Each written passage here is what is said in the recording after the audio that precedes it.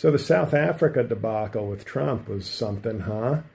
I personally think it's kind of the apex of where the MAGA movement has been headed. And I don't think it's going to stop here, but I do think this is its new apex, because Donald Trump has basically rode a wave of 15% true, 85% false white grievance into a political movement.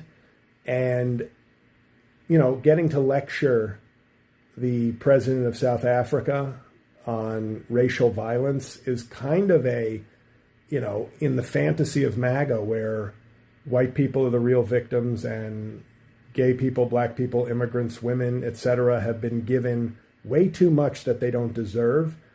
It's a great sort of reversal that he gets to pat himself on the back, because I think whether he believes it or not, I think he wants to believe it, and eventually it becomes a fact in his mind.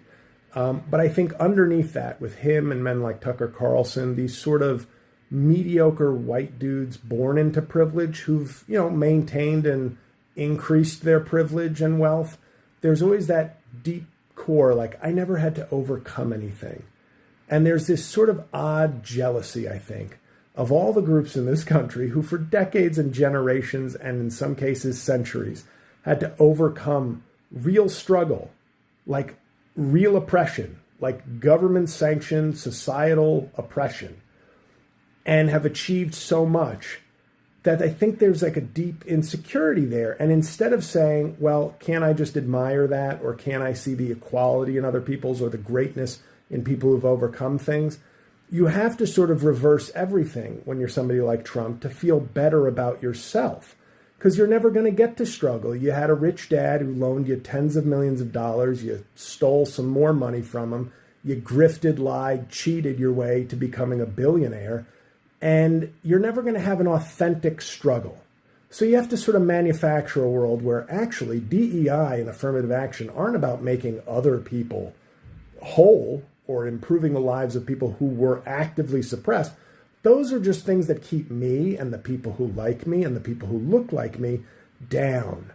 So now I live in a world where white people are the victims. Oh, wait, I now get to have a overcoming a struggle. He's created an entire like matrix in his mind, and his followers eat that shit up. They can't wait.